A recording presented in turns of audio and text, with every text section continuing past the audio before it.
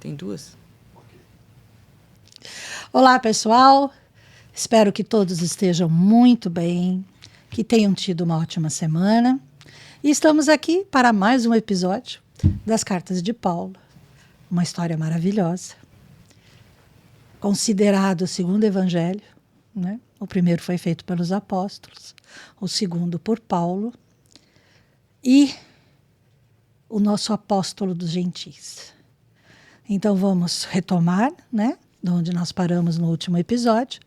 Vamos começar a nossa parte 3, né, que é o apostolado do Paulo. E a nossa equipe aqui reunida, a Kelly, nosso sorriso. Oi, gente. A Rose, Oi, gente. a nossa pensadora. Ali atrás está o nosso grandioso amigo e companheiro, o Wagner. E eu, Salete. E esperamos encontrar vocês com muita paz de Deus e muito iluminados. Então vamos fazer a nossa abertura, a nossa oração inicial, para que possamos continuar nessa viagem através da vida de Saulo, Paulo de Tarso. Pedimos ao Pai maravilhoso e abençoado, nosso Pai amoroso e justo, que Ele possa nos envolver em muita luz, em muito amor, que possamos passar para vocês o melhor do relato sobre a vida de Saulo e de Paulo, essa transição, essa reforma íntima perfeita, daquele que se entregou totalmente a Jesus, sem ter convivido com ele, sem ter ouvido dos próprios lábios do Mestre todo o Evangelho, mas que, graças ao plano espiritual, ele podia ouvir do próprio Mestre todas as lições que ele passou a aprender depois que ele se entregou totalmente. Depois que ele passou pela estrada de Damasco e que ele se converteu ao amor puro e cristalino de Jesus.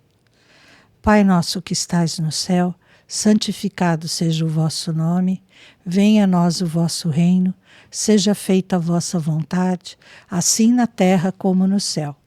O pão nosso de cada dia nos dai hoje, perdoai as nossas dívidas, assim como nós perdoamos aos nossos devedores. E não nos deixeis cair em tentações, mas livrai-nos, Senhor, de todos os males, pois teu é o reino, o poder e a glória para todos sempre. Que assim seja, graças a Deus e graças a Deus. Então vamos lá, Kelly? Vamos lá? Então a gente está aqui no terceiro episódio, né? Agora vai começar as viagens dele, né? As viagens missionárias do apóstolo Paulo. O trabalho evangelístico do apóstolo Paulo abrangeu um período de cerca de 10 anos. Esse trabalho aconteceu principalmente em 4 províncias do Império Romano: Galácia, Macedônia, Acaia e Ásia. Paulo concentrava-se nas cidades-chaves, isto é, nos maiores centros populacionais de sua época. Isso fazia parte do seu planejamento missionário. Quando alguns judeus e gentios aceitavam a mensagem do Evangelho, logo esses convertidos tornavam-se o núcleo de uma nova comunidade local. Dessa forma, o apóstolo Paulo alcançou até mesmo as áreas rurais. A estratégia missionária usada pelo apóstolo Paulo pode ser resumida da seguinte forma: ele trabalhava nos grandes centros urbanos para que dali a mensagem se propagasse nas regiões circunvizinhas. Ele pregava nas sinagogas a fim de alcançar judeus e prosélitos gentios. Ele focava sua pregação na comprovação de que a nova dispensação é o cumprimento das profecias da antiga dispensação. Ele percebia as características culturais e as necessidades dos ouvintes. Assim, ele aplicava tais particularidades em sua mensagem evangélica. Ele mantinha o contato com as comunidades cristãs estabelecidas. Esse contato se dava por meio da repetição de visitas e envio de cartas e mensageiros de sua confiança. Ele estava atento às desigualdades presentes na sociedade de sua época e promovia a unidade entre ricos e pobres, gentios e judeus. Além disso, ele solicitava que as igrejas mais prósperas auxiliassem os mais pobres. Em Atos, capítulo 14, versículo de 21 a 23, é possível perceber que o método de Paulo para estabelecer uma igreja local obedecia a um padrão regular. Primeiramente, era feito um trabalho dedicado ao evangelismo, com a pregação do evangelho. Depois, havia um trabalho de edificação, onde os crentes convertidos eram fortalecidos e encorajados. Por último, presbíteros eram escolhidos em cada igreja para que a organização eclesiástica fosse estabelecida. Bom, se a gente for lembrar, né, o episódio passado, Paulo começou as viagens com Barnabé, né? E a primeira igreja que ele foi, né, foi Antioquia, que foi a primeira igreja fundada. Ele passou por esse processo por 10 anos. Então, o aprendizado do Paulo foi grande. Nossa, 10 anos. Foi grande. Ele já tinha ficado 10 anos, se contando o tempo do deserto, o tempo que ele, né, peregrinou e tudo mais. E aí ele ficou 10 anos nesse período. Só quando foi, depois disso, que Paulo começou a visitar as igrejas, e aí, depois de um período, ele começou a tomar conta dessas igrejas, né? Então, como isso era feito? Óbvio, não existia o WhatsApp, né? Nem chamada de vídeo, né? Muito menos reunião no Google Meet ou no Zoom. Então, era a pé mesmo, né? Só quem tinha um pouco mais de dinheiro, que tinha uma carroça e um jumento, né? Ou se tivesse muito dinheiro, tinha os escravos carregando a liteira, né? Ou então o cavalo. Mas, para Paulo, era sandalinha mesmo, não tinha, né? Nem tênis. Nem tênis. Era sandalinha mesmo de couro, né? Que machucava bastante os pés. O terreno não tinha asfalto, né? E essa parte ali é uma região montanhosa. Não é de altas montanhas, mas é uma região montanhosa. Então era muito sobe, desce, cede. Areia, sol o tempo inteiro, pedras no meio do caminho. Lembrava um pouco o deserto? Algumas partes chegava até a ser uma extensão de areia também, né? Então, não era uma viagem fácil. Então, para você ir, né, colocando em termos de hoje, nós estamos aqui na Granja Viana, se a gente fosse no Butantã, levava pelo menos 2 ou 3 dias. Nossa. Né? Porque é o sobe e desce, o sobe e desce, né? Então, levava mais ou menos esse trajeto. Fora que você também ficava exposto, né? Ao sol. Ao sol. Se você não tivesse uma estalagem, uma pequena vila do meio do caminho, você dormia ao relento, né? E também estava à mercê de assassinos, ladrões, como hoje em dia, né? Então, isso era muito difícil. E Paulo não estava cuidando das igrejas perto de Jerusalém, né? Paulo, como foi rotulado como apóstolo dos gentios, ele pegou todas as igrejas fora do que na época se chamava, né, ali Jerusalém e a circunvizinhança, né? Então até a Galileia, até Nazaré. Ele pegou toda a parte de cima, né? Liberava o Mediterrâneo. Então ele vinha do Egito, subia e ia até Roma. E ele ficava nesse percurso. E às vezes ainda tinha que pegar barco, né? Então, qual era o melhor método dele se comunicar com todas as igrejas? Eram as cartas. Né? Ali ele orientava, ali passavam para ele a situação pela que as igrejas estavam passando, ele respondia com as coisas que ele tinha que fazer. Então, na maioria das vezes, quem fazia esse trabalho de ida e vinda eram os carteirinhos da época. Iam a pé? Iam a pé. Ah, sim. Os mensageiros. E a gente Do reclama. trânsito. Isso, eles iam a pé, Conforto, né? confusão. Ar-condicionado, tudo bem, e a gente reclama. É. E os mensageiros é que levavam e traziam essas cartas, né? Então, algumas cartas devem ter se extraviado no meio de tudo isso, né? Por conta de todas essas facilidades que eles tinham. E era assim que o Paulo tomava conta de todas as aldeias, de todas as igrejas. Ele visitava elas também. Então ele ia para Antioquia, ficava um tempo lá, ia para de Efésios, ficava um tempo, ia para outra, ficava um tempo, e nesse meio tempo ele se comunicando. Pior que nem pombo correio naquela época ainda não tinha. Então ele também ficava se comunicando com todas essas igrejas ao mesmo tempo. Por isso que as cartas são importantes, porque ali ele colocava todo o ensinamento de Jesus, o que Jesus faria, como deve ser feito.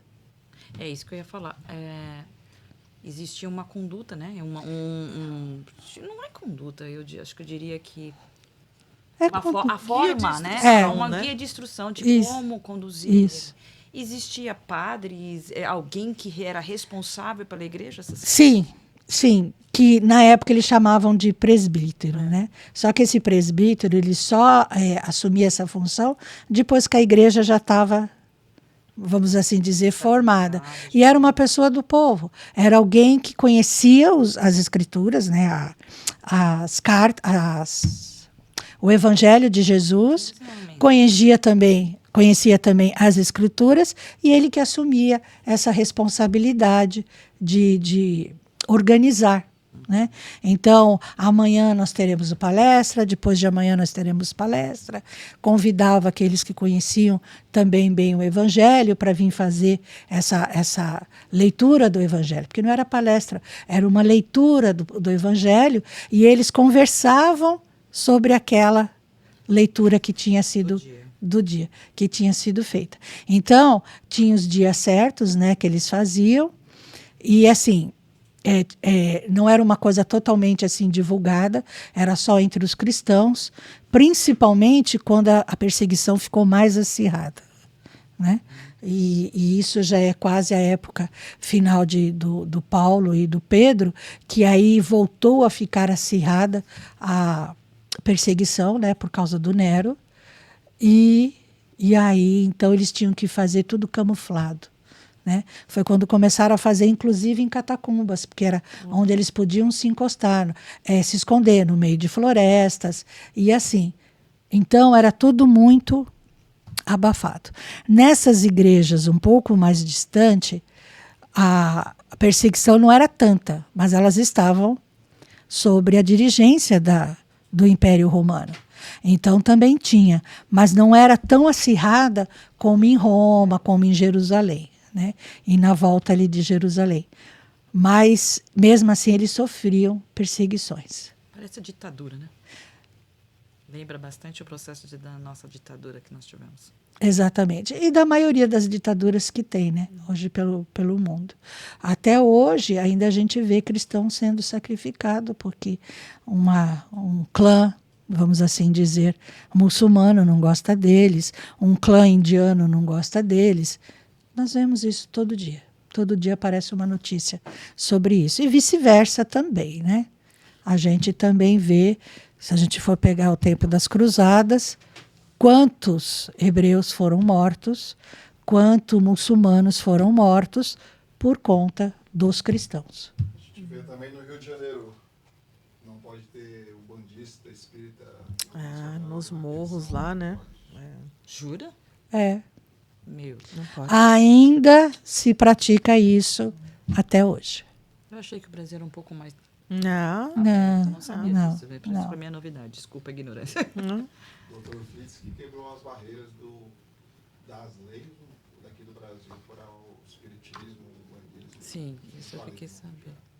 Não sendo cristão, né? Católico, evangélico. Ainda existe isso. É triste, né? Porém real. Porém real. Por isso que, entre aspas, né, a nova vinda de Jesus é tão esperada. Porque, na realidade, Jesus não deu nenhuma religião. Ele deixou o Evangelho. E se você seguir o Evangelho, Não é uma religião. São condutas morais de reforma íntima, vamos assim dizer, de bons modos, de boa convivência. E por isso que é tão perseguido, porque é muito... Você não fica preso a nada, você é livre. Você tem aquela responsabilidade do conhecimento, você sabe como é que você deve conduzir a sua existência, dos demais que estão ao seu redor, e você não precisa ficar preso a nada. Então, como assim ficar livre? E o que precisa ser feito, o que eu preciso aqui no meu núcleo? Não é assim. Então, eu tenho que impor o medo. E se não for através do medo, vai através da força, né? Infelizmente, né? Da repressão, né? Para mim, o Evangelho, uma das coisas que ele traz muito forte, que se vocês pararem para analisar por todas essas histórias que nós estamos trazendo, essas conversas, essas ditaduras, entre aspas, que nós estamos trazendo, é que nós não podemos julgar. E não é isso que, vamos dizer assim, as pessoas que não estão ainda na direção de Cristo, ainda não semeou, ainda não aflorou, né, o lado bom, ainda está lá, mas infelizmente ainda está muito... Não brotou ainda, né? Então é assim, a gente condena demais. E isso é uma das coisas que o Evangelho deixa bem claro, que a gente não pode ser juiz de nada e de ninguém. Então é por isso que é rebatido e é combatido de todas as formas possíveis e imaginárias. Se você pegar as cartas de Paulo, eu não li todas, tá, gente? Nós estamos começando aqui, nós estamos começando junto com vocês. O que ele foca é isso: amor ao próximo, caridade, auxílios aos necessitados, assim como está no Evangelho. Agora, Jesus não deixou nenhuma religião. Ele não falou para o Pedro, vai lá e constrói uma igreja para mim. Ele falou, não, seja a pedra fundamental do Evangelho. E muita gente que não tem religião diz muito isso, né? Fala assim, eu não sou pregada em nenhuma religião, mas eu sei o que é certo para fazer. A partir do momento que você se pega nisso, no moralismo, de tipo assim, para de condenar o que é diferente, o que você acha que está errado. Você até pode ter sua opinião. É apenas o seu ponto de vista. Exato, né? o seu ponto de vista. Mas respeita. Agora não tem gente que resolve levantar a bandeira contra e meter o pau. Né? Até vi uma palestra esses dias que falava muito sobre isso. Você ainda fala mal de alguém? De alguma religião? Pensa sobre isso. Quem criou a religião foram os homens. Né? E se você for pensar, Jesus é reverenciado no Islã, nos muçulmanos. Ele é considerado um profeta lá. Exato. Mas a conduta deles é diferente da nossa. Exatamente. Mas eles seguem os preceitos. Agora, né? O homem tem essa grande capacidade de distorcer, deturpar as coisas a seu favor. Enfin, estamos aqui e não podemos julgar. É só comentário. Exato. É verdade. Vamos continuar viajando, no bom sentido. Vamos continuar viajando. Navegando. Isso, muito bem, menino, muito bem. Primeira viagem missionária. A primeira viagem missionária de Paulo está registrada em Atos, no capítulo 13, 1, de 14 a 28. Não se sabe exatamente quanto tempo durou essa primeira viagem. Sabe-se apenas que ela deve ter ocorrido por volta de 44 a 50 depois de Cristo. O ponto de partida foi Antioquia, um lugar que havia se tornado um tipo de centro do cristianismo entre os gentios.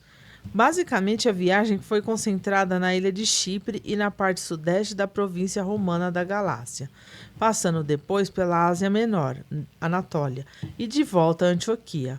Em Chipre, Paulo enfrenta e cega Elimas, um mago, que estava criticando seus ensinamentos ao procônsul Sérgio Paulo. Barnabé foi o líder até um determinado momento da viagem e Paulo era o pregador principal. João Marcos servia como auxiliador dos missionários principais. Quando chegaram em Perge, João Marcos, que acompanhava o grupo, voltou para Jerusalém e os dois foram para Antioquia, na Pisídia. A partir desse ponto, o apóstolo Paulo assumiu a liderança da missão. Paulo profere um longo discurso e converte muitos, mas o grupo acaba expulso da cidade. em Icônio foram novamente expulsos e seguiram para Listra, onde foram confundidos com os deuses romanos Júpiter e Mercúrio, depois que Paulo curou um coxo. Por conta da intriga dos judeus, Paulo foi preso e apedrejado, mas sobreviveu, e com Barnabé seguiu para Derbe. De lá retornaram, passando novamente pelas mesmas cidades para reforçar as comunidades recém-fundadas e terminaram a viagem em Antioquia. Como você fala, só tiro, porrada e bomba, né? É. Coitado do Paulo, meu Deus. Eu queria saber quantas vezes ele foi apedrejado. Não tive a curiosidade de parar e contar quantas vezes ele foi apedrejado, açoitado, né? Expulso. E mesmo assim ele continuou. Quanta gente no primeiro tropeço desiste. Não quer mais, não vou fazer mais nada. É complicado. Né? Não é difícil. Isso não é para mim. Aí que a gente se pergunta, onde está a nossa fé? Qual é a sua base de fé? Belo questionamento. Né? E eu fico me perguntando por que a gente é assim? Por que essa ignorância? Por que não aceitar o diferente? Por que não ouvir? Por que combater? Porque o ser humano ainda é imaturo. Minha nossa. Ainda é imaturo. Olha, vamos pensar na quantidade de anos de uma vida eterna. Essa nossa é um piscar de olhos, teoricamente. Tem tanta teoria de quantas vezes a gente já reencarnou? Nós estamos engatinhando.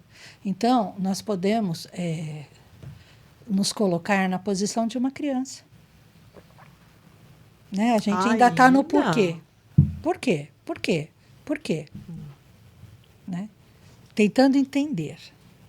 Ainda. Mesmo depois do êxodo de Capela, nós ainda estamos nessa situação. Nós somos uma criança ainda. Quantos anos tem Jesus?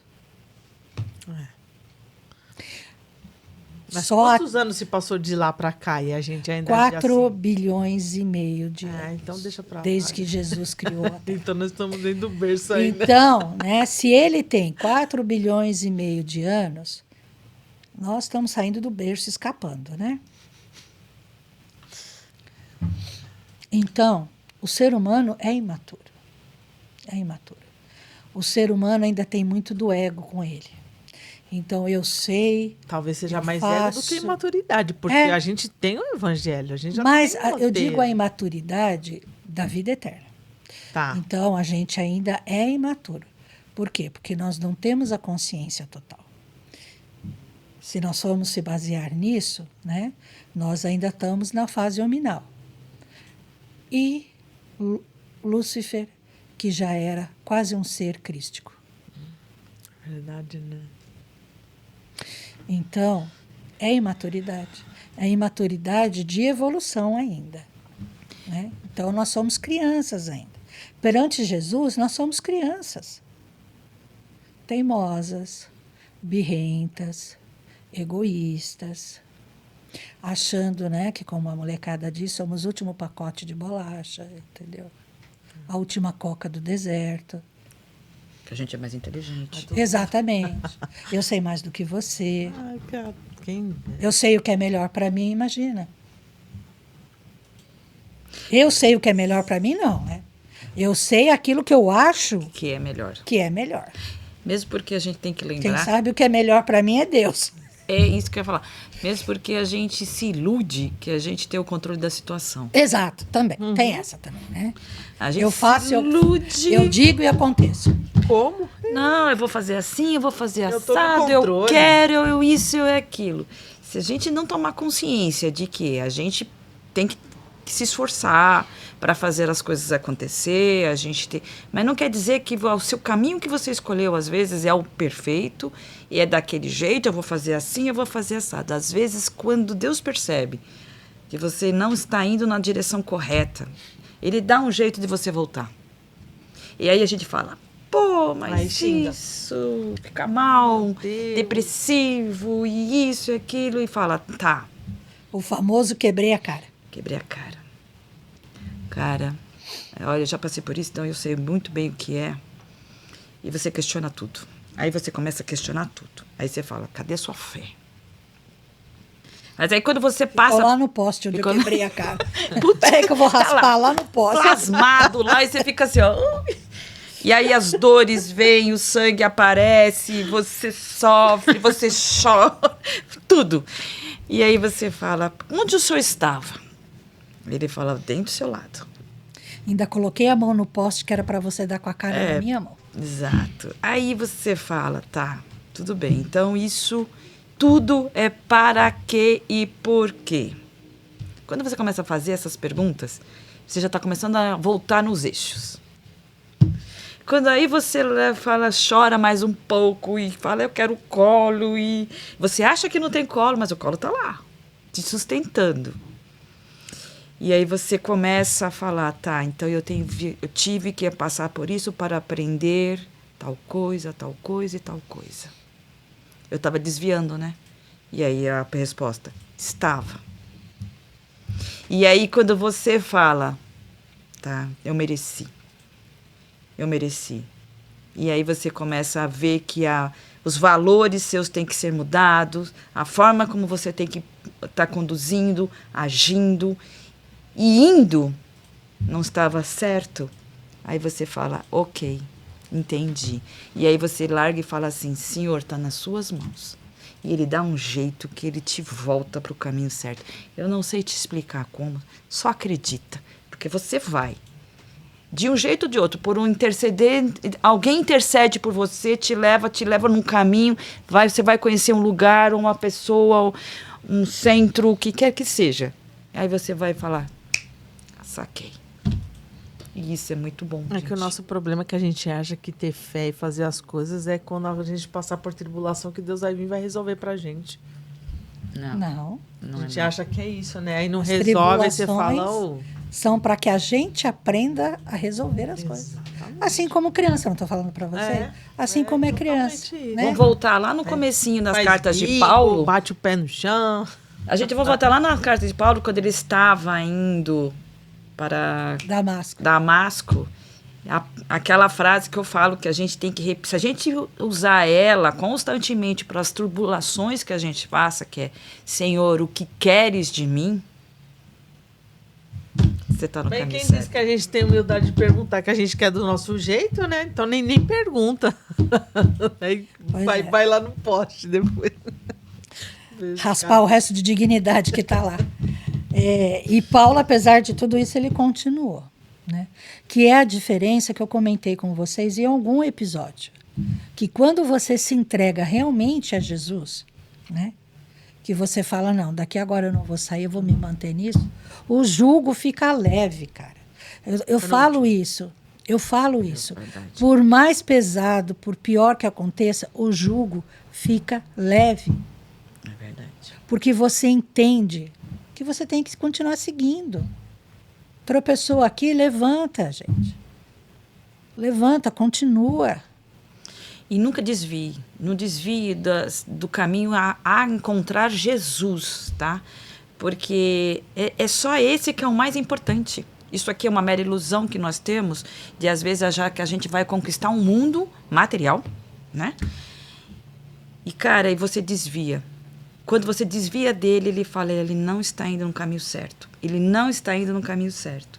E algo vai acontecer para você voltar no caminho certo, que é encontrar Jesus. Por isso que aquele dia nós estamos conversando, para mim, quanto mais eu faço por ele, mais me preenche. E ainda é pouco. E ainda é pouco. E ainda é pouco. E aí que você percebe que são tantas coisas inúteis, né? Que você fica brigando por aquilo. E quando você entra no caminho, cara, você olha e fala, isso não me faz falta? Isso não é importante. E aí você consegue dar valor para as coisas que são realmente importantes. Né? Você não fica mais olhando para o lado procurando alguma coisa, não. O que você procura já está na sua frente. O caminho é um só. O caminho é um só. Você pode vir do norte, sul, leste, oeste, mas é um só. Quando a gente entender que essa parte aqui, né? Essa parte aqui é uma coisa que é temporária, passageira, como a Kelly disse, um piscar de olhos, porque se for comparar, né? Vamos dizer, uma pessoa que vive bem 100 anos. Quando eu digo vive bem, é assim, que não está acamada, que está consciente, ainda tem, né? Sim. Ainda Forças é ativa. Isso. Está com limitações, mas está ali ainda com vigor, né? Tipo o Divaldo né? e muitos outros aí que estão completando 100 anos. 100 anos para 4 milhões e meio de anos não é nada, é uma piscada. É uma piscada. Só para fechar, uma coisa que eu estou passando um pouquinho do que eu passei, né? Eu vivi a vida toda numa conduta, numa forma de ser, né? Tinha família, meus filhos, tudo. E eu achava que eu estava muito mais certo do que eu imaginava, né? Aquela velha história, né? A gente vai indo. Até que eu resolvi que eu queria mudar. A minha conduta, eu queria mudar, eu queria melhorar. E aí eu fui procurar um caminho para mim. O dia mais gratificante da minha vida foi quando meu filho virou para mim e falou, ele é ateu, mas ele é uma pessoa boníssima. Ele acredita muito mais em ciência, essas coisas, eu respeito. Mas ele virou para mim e falou assim, mãe, sabe de uma coisa? Eu nunca fui muito a favor de religião. Mas eu agradeço quando você resolveu buscar o seu caminho. E eu percebo uma diferença enorme em você. O quanto você melhorou. Muda bastante. E isso melhorou meu relacionamento com os meus filhos. Foi interessante. É impressionante. Mas quando eu resolvi me dedicar. Exatamente. E é isso que Paulo fazia. Porque essas viagens não eram fáceis. Não. E ainda tinha essa parte, né? De ser expulso, de ser apedrejado, apanhar, e por aí vai, ser preso. Não, ele, perto da gente... E não tinha habeas corpus, né? Nem advogado. Não. Quem podia te ajudar ali era algum sacerdote ou um amigo, ou um pouco mais conhecedor. Do contrário... a lei era brutal, né? Sofreu demais, coitado. Nossa Senhora, estou imaginando. E ele continuou. Segunda viagem missionária. A segunda viagem missionária de Paulo está registrada em Atos, no capítulo 15, versículos 36, 18 e 22. O propósito dessa viagem, conforme o próprio Paulo diz, era visitar os irmãos por todas as cidades em que a palavra do Senhor já havia sido anunciada. No entanto, ao discordarem sobre a ida de João Marcos na viagem missionária, com o objetivo de levar a Antioquia o resultado do concílio, os fiéis realizaram uma eleição para escolher 2 mensageiros que acompanhariam Paulo e Barnabé nessa missão. Os eleitos então foram Silas e Judas, chamado Barsabá. Paulo, Barnabé, Judas e Silas partiram então de Jerusalém, levando os decretos dos apóstolos aos fiéis em Antioquia e nas províncias romanas da Síria e Cilícia. Chegando a Antioquia, eles cumprem a missão que lhes foi dada, sendo que Judas retorna para Jerusalém e desaparece da história enquanto Silas permanece na cidade. Em Antioquia, Paulo e Barnabé tiveram uma dura discussão sobre se deveriam levar João Marcos com eles. Em Atos 13, é mencionado que o menino já os tinha deixado e não estava pronto para esse tipo de evangelização. E por isso ele e Barnabé decidiram se separar. Barnabé acabou levando João Marcos consigo para Chipre e Silas, também chamado de Silvano, se juntou a Paulo. Paulo e Silas viajaram para diversas cidades diferentes como Tarso, Derbe e Listra, todas na Ásia Menor. Nesta última, eles encontraram Timóteo, um discípulo que tinha uma boa reputação, e decidiram levá-lo com eles. Em Filipos, na Grécia, uma multidão incitada por homens insatisfeitos com o exorcismo de uma escrava que dava muitos lucros aos seus patrões com suas adivinhações, se insurgiu contra os missionários, açoitando e prendendo Paulo e Silas.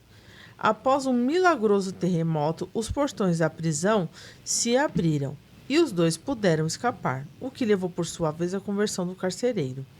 Eles seguem, então, para Bereia, de onde Paulo segue para Atenas, deixando ali Silas e Timóteo.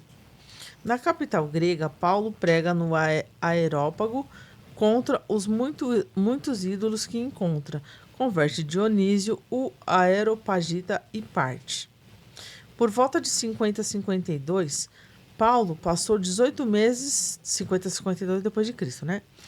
Paulo passou 18 meses em Corinto, onde reencontrou Timóteo e Silas. A preferência nos Atos ao procônsul Gálio permite inferir a data.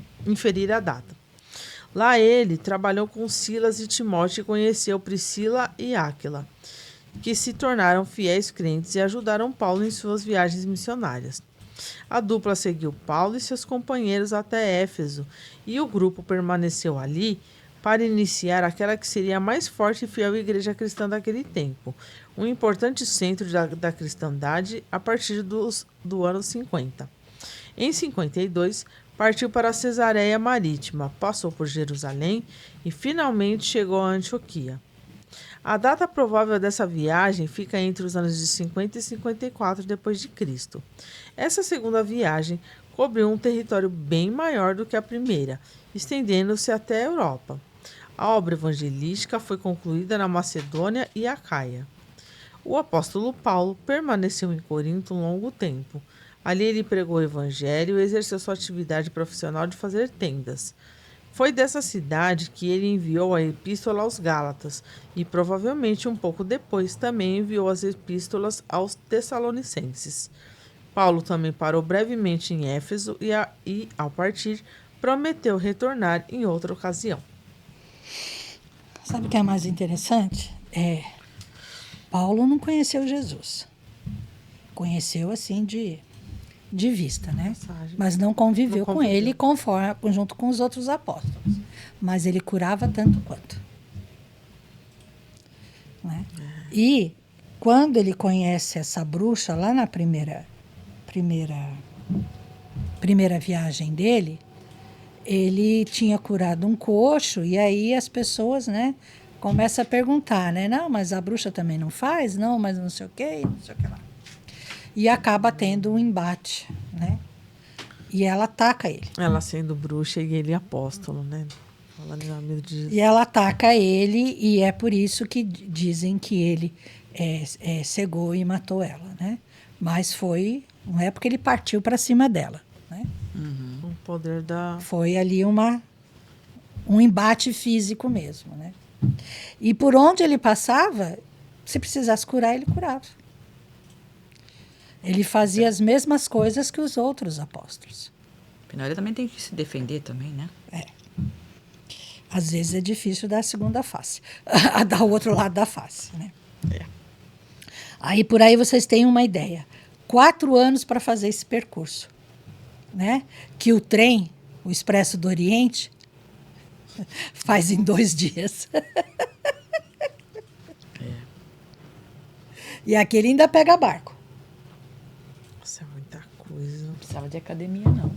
Não precisava. Belo crossfit. Não precisava.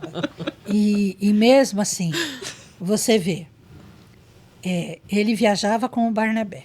De vez em quando ia alguém mais novo que estava aprendendo, que é o tal do João Marcos, né? Mas ele tinha acho que 16, 17 anos. Ah, novinho. Então ainda não tem aquela maturidade também, né? Apesar que as crianças naquela época, a maturidade chegava cedo. Chegava bem antes, né? Diferente de hoje em dia. Porque a vida era dura, eles tinham que se virar. Então... a maturidade chegava mais cedo para eles. Mesmo assim, ele não queria ficar andando. Cidade em cidade, de cidade em cidade. E esse concílio que tem é feito em Jerusalém. Né? E Paulo discorda de muitas coisas. Mas, por quê? Não estou criticando ninguém, tá, pessoal? Cada religião com o seu dogma, tá? Só estou narrando os fatos. É a circuncisão. Tá. Os hebreus queriam que todo que se convertia ao cristianismo fizesse a circuncisão. E o Paulo não acatava isso. Ele falava que tinha que haver o respeito. Da pessoa querer ou não. A respeito à vontade. Aquela velha história, né? A gente respeitar os diferentes. Não, e aquilo era imposto. Então, eles queriam que os gentis fizessem a circuncisão. E o Paulo não aceitava isso. Então, ele teve um pequeno embate com o Pedro e os outros que estavam ali, né? E, vamos assim dizer, temporariamente ficou suspenso a circuncisão. Mas os hebreus queriam que isso fosse feito de qualquer maneira. Mas o Paulo conseguiu ali contornar algumas coisas e ficou decidido que não seria necessário, né? Então, esses são os decretos que foi enviado do concílio para as igrejas. Acredito que isso já deve ter criado uma polêmica enorme. Já. Muito. É por isso que muitas vezes as pessoas rebatiam, né, e combatiam, porque vai contra o que ela acha, ou ela pensa, ou o que lhe foi ensinado. Enfim, o ser humano é meio difícil, gente. Não é fácil, não. Não, e eu acho que, assim, são dogmas que a religião pega para si, né? Então, os hebreus têm esse dogma que todo filho tem que ser circuncisado, né? Até a apresentação. Jesus foi circuncisado. Mas isso é uma coisa dos hebreus. O Islã tem outro dogma. Uhum. Os indianos têm outro dogma. Uhum. Os japoneses... Então, não dá para você exigir que tudo seja igual. Cada povo tem a sua cultura, né? E o seu costume. É a mesma coisa que virar para o brasileiro e falar, vocês vão ser todos circuncisados. Vai virar uma guerra. Sim. Eu só acho que, assim, respeito, tá tudo ok para mim, cada um faça os seus dogmas se achar melhor. Mas uma coisa que deveria ser mundial, ao meu modo de ver, é perguntar, quer ou não quer? Aceita ou não aceita? E você, estamos só comentando, pessoal. A gente não quer causar conflitos. Aqui nós respeitamos todas as religiões. O que é o principal? O que Jesus deixou de principal foi a circuncisão. Foi o amor próximo. Amar E a é teu caridade. irmão como a ti mesmo. Então, não importa se ele é circuncisado, se ele tem uma tatuagem de meia-lua, se ele tem, né, anda com o Buda de pendurado no pescoço, ou a Se ele estrela raspa de... a cabeça. Se ele raspa... Não interessa. Não interessa. Entendeu? Se ele veste ou não uma túnica ou não veste uma túnica. É que Paulo não conseguiu fazer igual Jesus, né? Fazer por parábola. Ele já foi, ele já falava direto. É por isso que é gente da Paulo, gente, né? Porque você fala... Paulo era curto e reto. Mas se você parar para analisar, naquela época, Jesus falou em parábolas, porque olha a dificuldade que nós temos hoje, já, não sei quanto, 4.000 anos, de aceitar as diferenças, a gente já está mais evoluído, a gente já tem uma concepção bem mais ampla de um leque desde religioso ou não religioso, de conduta moral e sim. A gente combate, né? A gente ainda não aceita muita coisa. Imagina naquela época, se ele não falasse por parábolas. Ele não conseguia fazer metade do que ele fez. Não. A primeira semana tinham trucidado ele. Já tinha trucidado ele. A primeira semana tinham trucidado ele. E a minha mãe dizia que se ele voltasse hoje em dia e fosse fazer a mesma coisa, ele seria metralhado na primeira semana. Meu Deus do céu, não ia durar nem... Então, é muito difícil. Você não pode questionar costumes. Você não pode questionar costumes. você pode orientar, falar isso não é bom para a saúde, isso pode ser bom para a saúde, sabe? Mas Sim, não você impor. pode até Não, ensinar sobre que nem a circuncisão, né? Nada contra.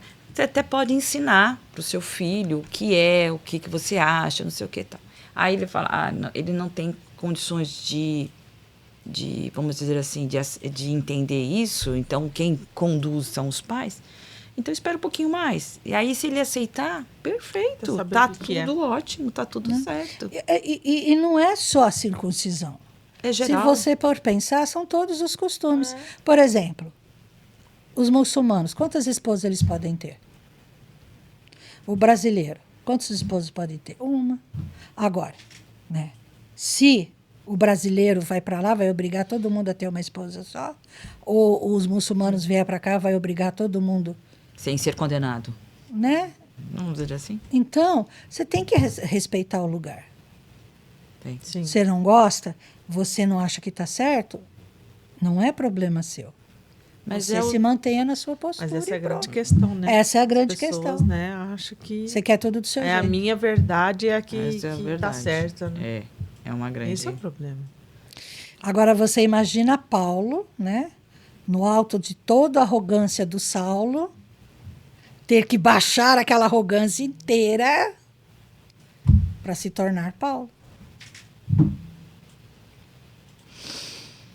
Ser expulso, ninguém dá ouvido. Você lembra que eu falei? Não contei ainda quantas vezes ele foi apedrejado. Ele foi de novo.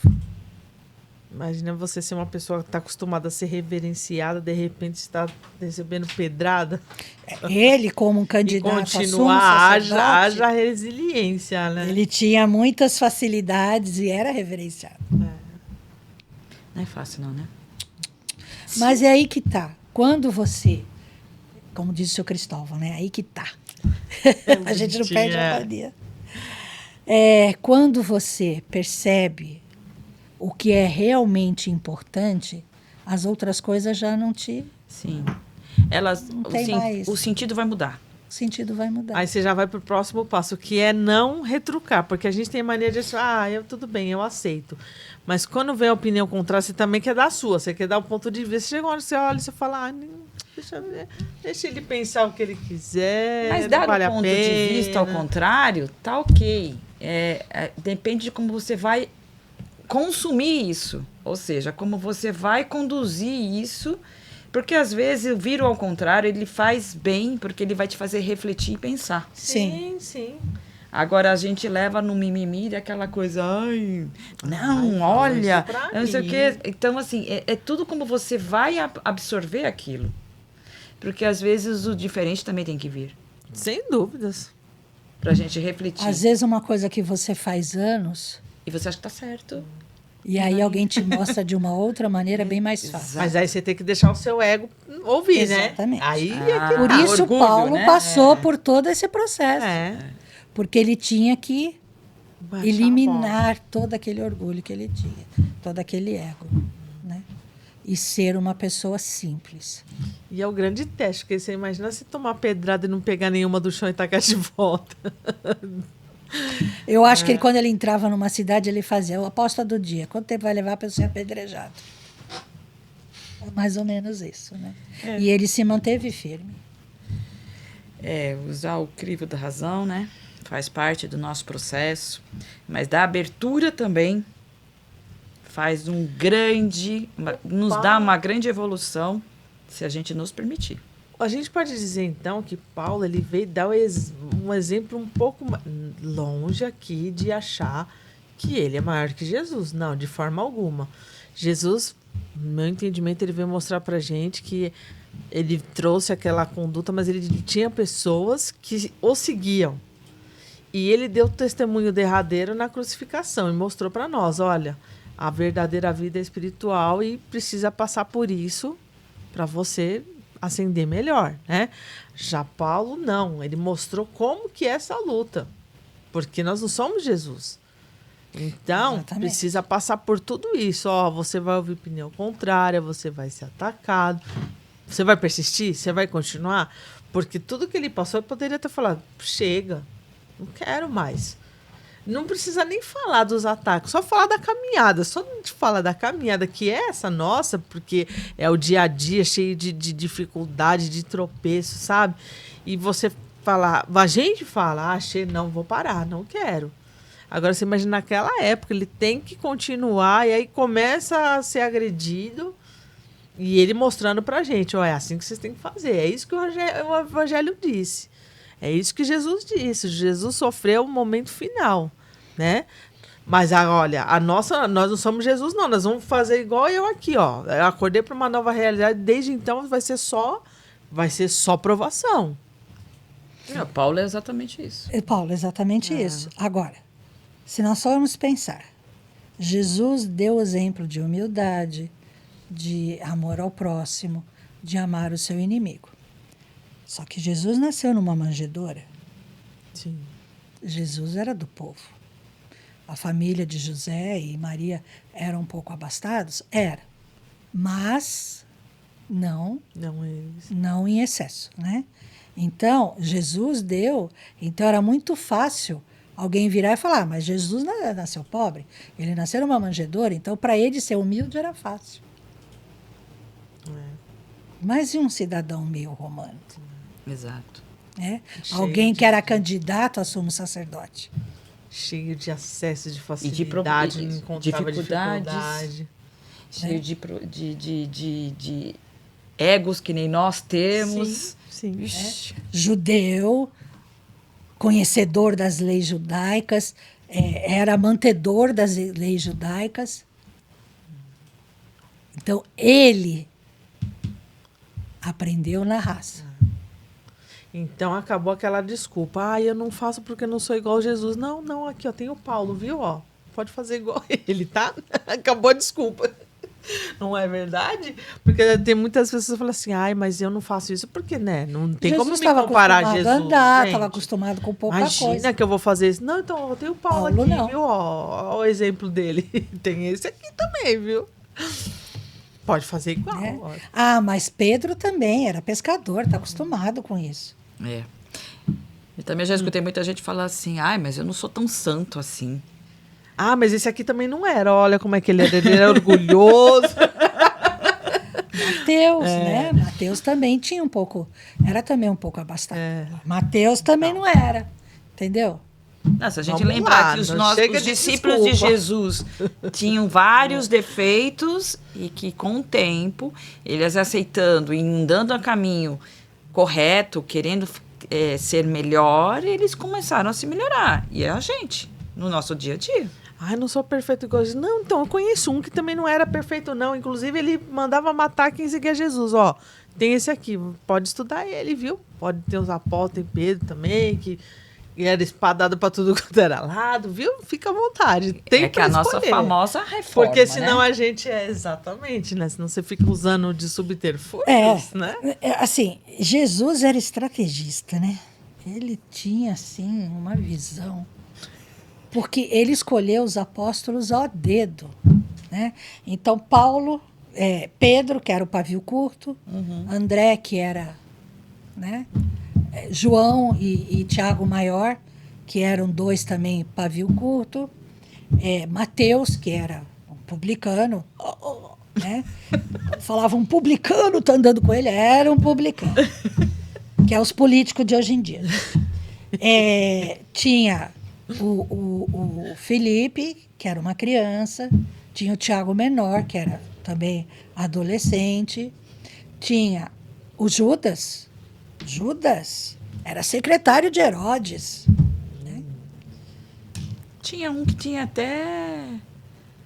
Era esquizofrenia? Acho que era. Tinha um deles que tinha bipolaridade. Acho que era o Mateus. Mateus, né? Mateus. Tinha o Natanael, né? Que era também uma pessoa simples. Tinha Tomé, que era filhos de fazendeiros da época. Tinha o Judas, né? O Judas, Simão Judas, que era uma pessoa do povo. Tinha o revolucionário, que era o Zelote, né? Então, Jesus escolheu a dedo. E Paulo também foi escolhido a dedo. por causa da facilidade de línguas com ele, por causa dele ser uma pessoa tão difícil. Romano. Então, vocês não estão contentes com os apóstolos? Espera aí que eu vou buscar um que era sacerdote, né? Romano, tem inteligência, dinheiro, ainda perseguiu vocês. Vou trazer ele para cá, para ver se agora vocês entendem o recado. Não. Vamos assim, Jesus escreveu, desenhou, entendeu? Para mim, o mais forte é aquilo que eu estava ressaltando, que ele sempre achou que ele estava certo na conduta dele, porque ele levou a risco o que ele aprendeu, para ele depois ele enxergar que não estava certo. Acho que é por isso que ele passou pela cegueira na estrada de Damasco. Exato. Que era para ele reaprender a enxergar. Porque às vezes às vezes nos tiram o chão para a gente reaver todos os nossos valores. E eu acho que não é só isso, não. Porque igual no caso dele, uma pessoa, igual o caso dele, igual o nosso caso, né? Uma pessoa extremamente orgulhosa e certa de si, das suas convicções. Você não tem visão, você não tem controle de nada. Você não tem controle sobre você, você não consegue. Você é uma pessoa que tem ali a visão, uma rotina, de repente tudo escureceu. Você não tem controle de nada, você não tem cuidado sobre si mesmo para começar. Você fica à mercê totalmente de outra pessoa. Então, isso é uma prova de diferente que, assim, de uma pessoa que nasce cega. Exatamente. Porque desde criança ela é treinada. Exatamente. Do que uma pessoa que de repente fica cega. Até isso ele teve que reaprender. A ver o mundo. Mas isso também eu acho que assim é um ato de bondade acima de tudo, suprema, porque Deus te mostra, olha, filho, tá vendo como você é vulnerável? E aí a gente traz para os dias de hoje menos. Menos. Porque olha a vulnerabilidade da matéria, que nós da não vossa somos pessoa. Nada. Exatamente. Eu te dei a vida, a qualquer momento eu posso te tirar uma visão de um olho só, colocar uma catarata ali mais caprichada ali, você já fica todo perdido. Incomoda, viu, gente?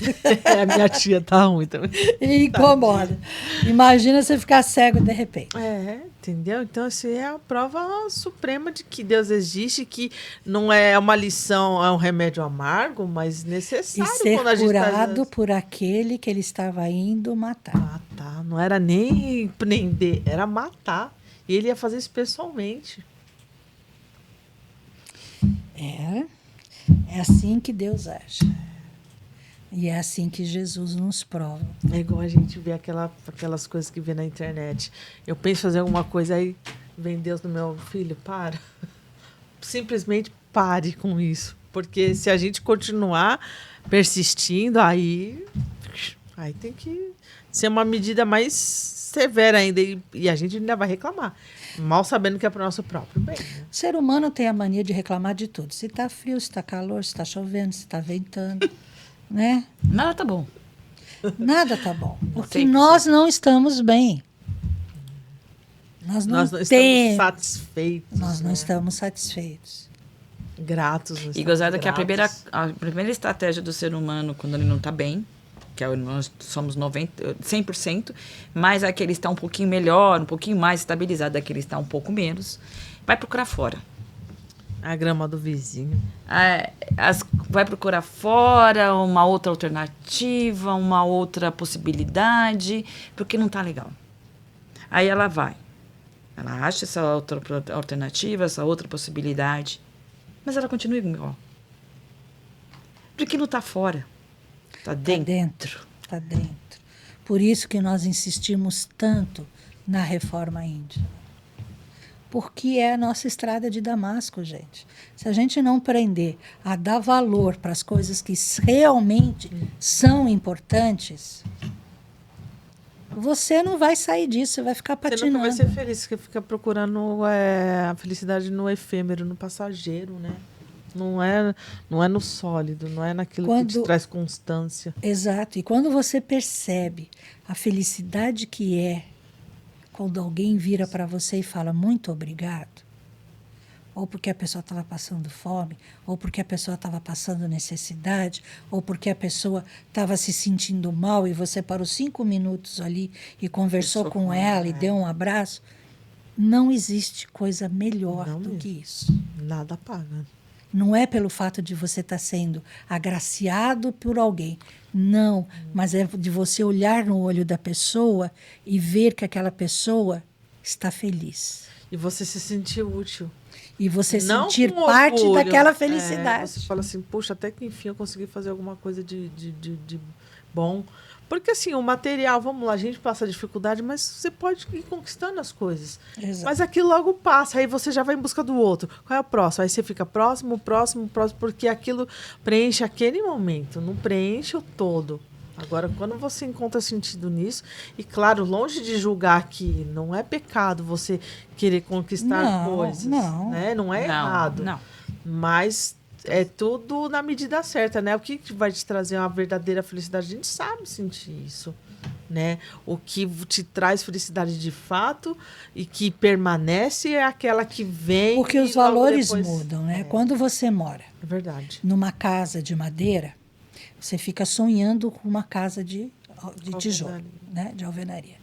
Eu não queria morar na comunidade, eu queria morar numa casa.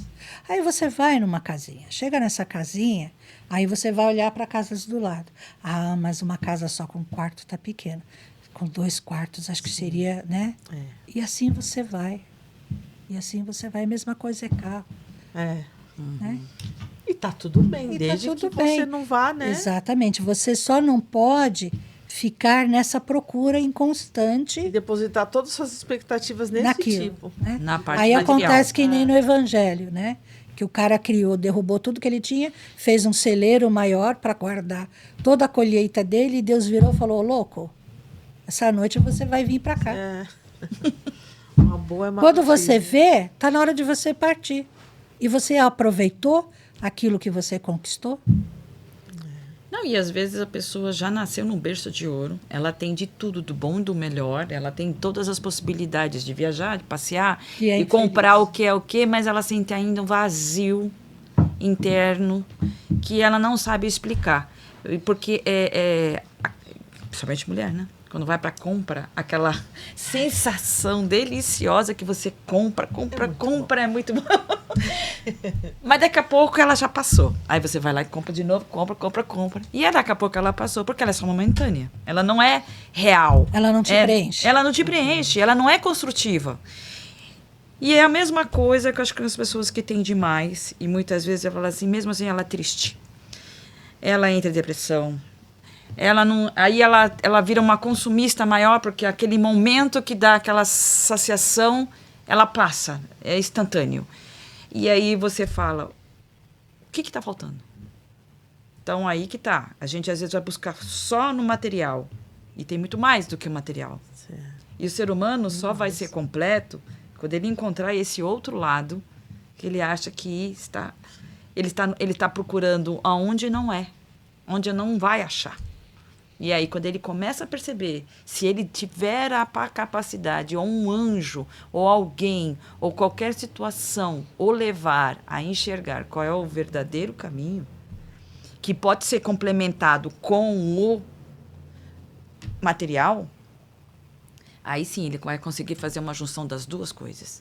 Agora, se ele ficar só num caminho, sempre vai ter aquela balança que vai estar torta, que não vai preencher. Então, automaticamente, vocês precisam entender que não é só isso. Tem muito mais para vocês procurarem. Como eu costumo dizer, está faltando Deus no coração. Está faltando. É aquele buraco que não preenche. Que não preenche. Porque é o lugarzinho de Deus ali. E a hora que você aceitar ele... Não tem nada aqui que vai preencher. A hora que você aceita aquilo... Agora estou completa. Por quê? Porque agora você tem um motivo. Encontrei um sentido, né? Você encontra um sentido. É isso aí. E é isso aí, povo. A gente não fica só nas cartas de Paulo, viu? A gente traz para nossa... Do dia a dia. Tem que nosso ser. Dia a dia. A gente tem que se enxergar, senão... Que é para vocês entenderem e sentirem tudo que Paulo passou. E, como a Kelly disse, mas eu não consigo. Não está aqui, Paulo, ó. Pega aqui A história de Paulo para você aprender que você consegue. Ele falando, oi, gente, então, né? Dá para fazer assim, ó. Aqui, ó, o que eu fiz. Porque ele é um E hoje exemplo. tá melhor. Ele é um exemplo. É um exemplo de hoje tá que melhor, ele tinha tem dinheiro. carro, tem ônibus, não precisa andar a pé o Ele tempo tinha todo. postura. Exato. Ele tinha um cargo elevado, né? É. Ele era conceituado na sociedade dele. Enfim, ele tinha tudo, mas não tinha nada. Mas não tinha nada. Então, Então, Paulo Dá sim. também é nosso exemplo de que dá para mudar. Dá para ser melhor. Dá. E é difícil? Mas ele continuou. Então, é difícil pra gente? Mas a gente pode continuar. Quando vocês acharem que está difícil, olha para o seu pé. Vê se você está de sandalinha de couro ou se você está de tênis. Já é meio caminho andado. E muitos dos obstáculos que a gente coloca para caminhar paralelo, em busca de Cristo, de Jesus Cristo, somos nós que colocamos.